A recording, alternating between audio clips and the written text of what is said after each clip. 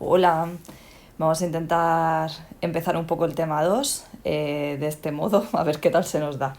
Lo he titulado Roma o la capacidad de crear un estilo copiando, porque si os acordáis de la última parte del tema 1 del arte de la antigua Grecia, todas las esculturas que vimos que se conservan son copias hechas por los romanos. Así que al final fue un poco esto, crear un arte, un estilo propio, con características propias, pero copiando en un primer momento lo griego y lo etrusco, que ahora veremos qué es. He dividido el tema en 4 puntos: características generales, arquitectura, escultura y mosaico. Bueno, mosaico y pintura, lo que pasa es que de pintura se conserva muy poquito. He encontrado también esta tabla así general con los 3 periodos de la historia de Roma y la arquitectura y escultura que encaja en cada uno de ellos. Y creo que nos viene bien. Hay algunas cosas que a vosotros nos entran como imagen PAU, pero nos viene bien para tener siempre un poco ubicado qué está pasando en Roma y qué arquitecturas, esculturas y monumentos conmemorativos están haciendo. Y como no sé muy bien qué recordáis de la historia de Roma, porque esto se vio en primero de la ESO, os he puesto aquí en características generales una pequeña línea del tiempo con los 3 periodos de la historia de Roma: el primero monarquía, el segundo república y el tercero imperio, para que siempre tengamos presente esto y las fechas. Ya sabéis que yo no os pido fechas concretísimas, pero sí que tenemos que tener en cuenta los periodos. Igual que en la antigua Grecia era arcaico, clásico y helenístico, aquí tenemos que diferenciar entre la época monárquica, la república y el imperio.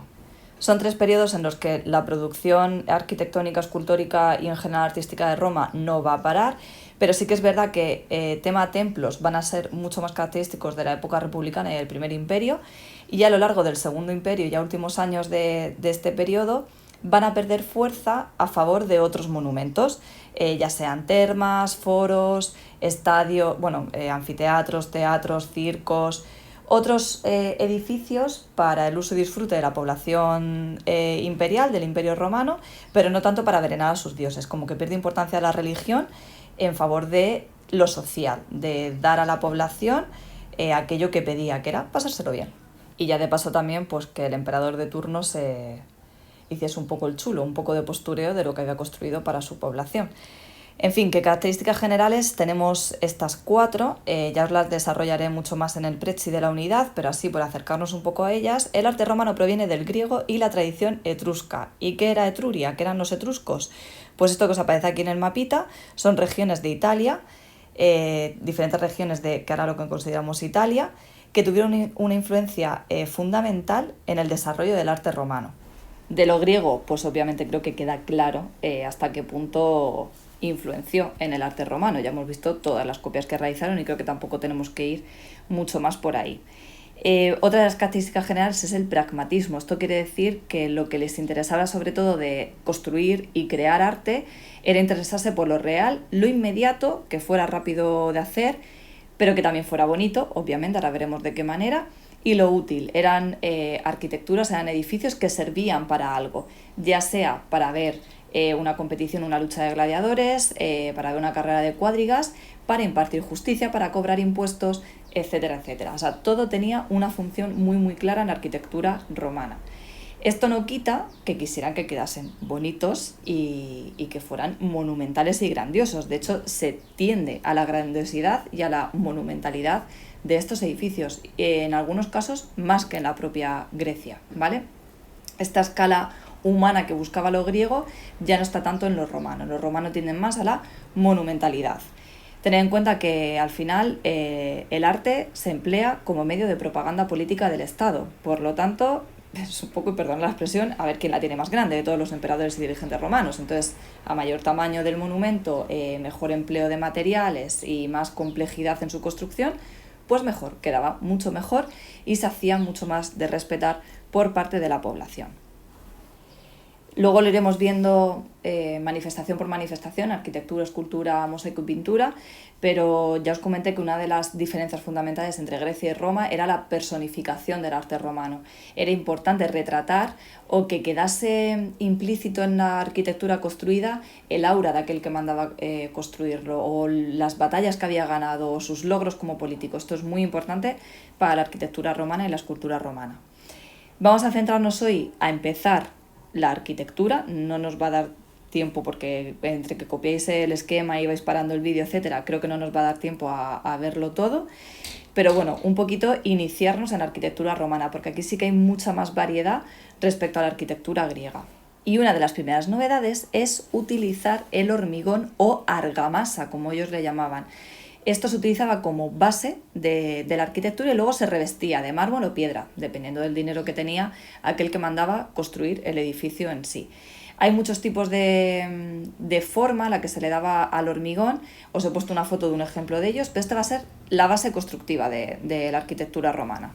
Y luego vamos a tener una serie de elementos sustentantes que van a ser parecidos a los del arte griego, a los órdenes griegos, de hecho se van a inspirar directamente en ellos, pero esos acordes incluyen algunos nuevos. Por ejemplo, aquí tenéis los 5 que hemos estudiado.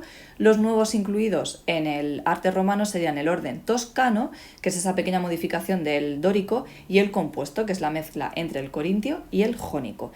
Pero también el uso del pilar y la pilastra, que no era tan común en Grecia, ahora van a ser mucho más importantes, y los arcos de medio punto. Los arcos de medio punto, que os he puesto también una foto anteriormente, son súper importantes para la arquitectura romana porque van a permitir que en sus edificios se pueda emplear la bóveda y las cúpulas. La techumbre plana o arquitrabada, como decíamos en la tradición griega, va a perder ahora importancia en favor de las bóvedas y las cúpulas, porque también este tipo de techumbre va a dar mucha más altura y monumentalidad a las obras arquitectónicas. Es verdad que las techumbres planas siguen existiendo y las vamos a seguir viendo, pero ahora van a tener un punto de originalidad, que son los casetones. Los casetones estaban en el vocabulario de esta unidad y son como pequeños cuadraditos hechos en la propia madera o en la propia piedra que dan una sensación de muchísimo movimiento a las techumbres y de incluso más profundidad de la que tiene.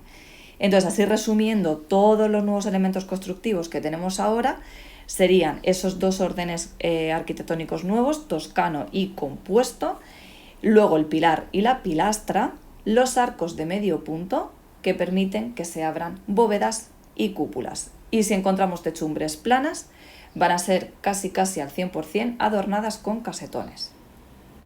Respecto a lo que os he dicho antes de que la arquitectura en Roma, la tipología arquitectónica va a ser más compleja que en Grecia, me refería a que vamos a tener diferentes tipos de edificios con unas funciones muy concretas y eso hace que tengamos que hacer una división más amplia de la que hemos hecho en Grecia, que era básicamente templos y otros edificios, y en esos otros edificios incluíamos pues, los teatros, los estadios, el ágora, etc. Ahora vamos a tener que diferenciar entre el urbanismo puro y duro, que se desarrolla con muchísima intensidad en la antigua Roma, la arquitectura pública y la arquitectura privada, ¿vale? Vamos a empezar con el urbanismo, que creo que es lo que nos va a dar tiempo hoy. En el urbanismo, Roma va a destacar por encima de cualquier otra civilización anterior, porque va a tomar lo que ya sabe de otras culturas, como puede ser la griega o la egipcia, y lo va a llevar a su máximo esplendor. Básicamente lo que va a hacer es organizar las ciudades en torno a un plano ortogonal o en cuadrícula, que va a hacer que quede todo perfectamente estructurado y organizado, y nada se deje a la improvisación. Estas ciudades romanas, casi todas, van a partir de ese plano. Está directamente inspirado en los campamentos militares que se organizaban de esta manera. Y se vio la utilidad que tenía tenerlo todo tan bien organizadito que se llevó también a las ciudades. Una vez que se tiene el plano de esas ciudades organizado, entonces se empiezan a distribuir los edificios. Más o menos en todas sigue la misma ubicación, porque al final era algo útil tener el foro en el centro de la ciudad, tener el anfiteatro, el teatro y los circos a las afueras para no molestar el desarrollo de la vida urbana y diaria, y esto lo van a mantener. Y cuando visitéis una ciudad romana o un yacimiento romano, lo vais a ver, que se mantiene bastante. Además, la ciudad no va a tener, como en la antigua Grecia, una parte alta y aislada, la Acrópolis, donde van a estar ubicados los templos, sino que los templos van a estar o bien distribuidos por la ciudad o ubicados céntricos en el foro, porque la ciudad es el centro de la religión, pero también es el centro de la vida política y de la vida social y urbana. Bueno, esto se me ha colado aquí. No sé, empecé el discurso y estaba aquí. Pero bueno, así lo recordáis. El orden compuesto y el orden toscano. Por si no os había dado tiempo a dibujarlo, que sé que Lucía seguro quiere dibujarlo, pues ahí está. Bueno, como he dicho, sus planos eran ortogonales o en cuadrícula y tenían dos ejes principales, el cardo y el decumanus. En su punto central es donde se ubicaba el foro, donde estaban todos los edificios para la gestión política de la ciudad, los templos, etc. Muy cerca del foro solía estar también el mercado, o sea, en una parte central. Albergaban multitud de edificios para la vida pública, religiosos, comerciales, funerarios, etc. Es decir, no le hacía falta a la gente salir de las ciudades para ir a un sitio santo, un sitio sagrado, como podía ser Delfos en la antigua Grecia, sino que todo lo tenían dentro de las murallas. Os voy a enseñar un plano ejemplo básico de lo que sería la ciudad romana para que veáis ese Decumanus 1, como pone aquí, y Cardus o Cardo 1, y el resto de calles se llamaban Decumanus 2, Decumanus 3 o Cardum 2, Cardum 3, Cardum 4. Tampoco eran mucho más originales, ¿vale? Y aquí veis lo de los edificios. En pleno centro teníamos el foro con el templo más importante de todos, la basílica, que también veremos que no es una iglesia, ¿vale? Aunque luego va a evolucionar esa planta, se va a utilizar a posteriori para hacer iglesias, pero la basílica en la antigua Roma era el sitio al que iban a pagar impuestos y a ejercer justicia, y los diferentes edificios. Tenemos el circo, tenemos el anfiteatro, tenemos el teatro, que estos están un poquito más a las afueras. Está bien que os vayáis quedando con los nombres de todos estos edificios porque son los que vamos a ver tanto en arquitectura pública como en arquitectura privada. De hecho, si os dais cuenta, en el apartado de arquitectura pública os lo he dividido en los templos, los monumentos conmemorativos, las basílicas, que os acabo de explicar para qué se utilizaban, y los edificios para el ocio, que aquí es donde vamos a meter pues, lo más famoso quizá de la arquitectura romana, que son los anfiteatros, ¿vale? Pero también estarán los circos y estarán los teatros. Y las termas, que me gustan mucho, ya iremos sobre ellas más despacio. Vamos a empezar con los templos, porque sí que tienen bastantes diferencias con los griegos, aunque a primera vista no lo vayáis a percibir, las tienen. Entonces sí que es una influencia totalmente directa del templo griego, pero le van a aportar sus particularidades para que sea estilo romano propiamente dicho y no les juzguen de ser meras copias de lo anterior, de los griegos. Enseguida os va a aparecer esas características, pero os voy adelantando que la más importante y a nivel visual la más directa es que se encontraban elevados sobre un podium. No estaban con una escalinata de 2 o 3 escalones alrededor rodeando el templo o casi a ras del suelo, sino que tenían un gran podium sobre el que se elevaban. En la parte frontal del podium tenían una escalinata de acceso al templo que era única, no se podía acceder al templo por otro sitio.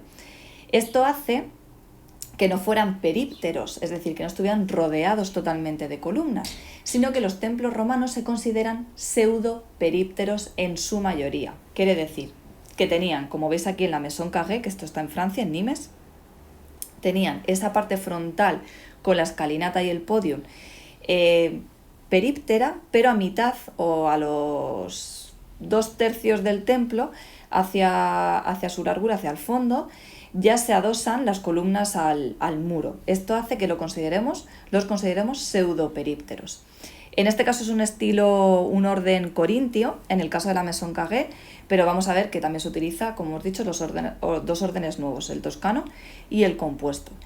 Además, no van a tener 3 estancias, como pasaba en los griegos, sino que van a tener 2, la pronaos o entrada y la naos o cela, que sería la parte principal del templo, la parte central. No sé si os fijáis, pero en la techumbre de entrada de la pronaos, de la entrada al templo, hay casetones. Entonces, este tipo de techumbre acasetonada, plana, es la que vamos a encontrar más en este tipo de templos que siguen un poco el estilo griego, ¿vale? Con estas características particulares romanas. Luego vamos a ver otros templos, como el Panteón, que no Partenón, Panteón, que ya es la locura absoluta con una cúpula de un diámetro exagerado, pero bueno, como vamos a hacer análisis concreto del Panteón, ya lo veremos con tranquilidad. Otra diferencia que a lo mejor habéis percibido o no, pero yo os la digo, es que no hay escultura en el frontón, porque no es que no hubiese, normalmente sí que había, muchas veces eran simplemente letras y frases en latín conmemorando a los o el emperador o dirigentes o cónsules a los que estaba dedicado el templo, pero como eran de bronce, se han perdido porque se han reutilizado para fundir y hacer otras cositas. Así que nada, os dejo el resto de la clase para que terminéis de copiar el esquema. ¡Chao!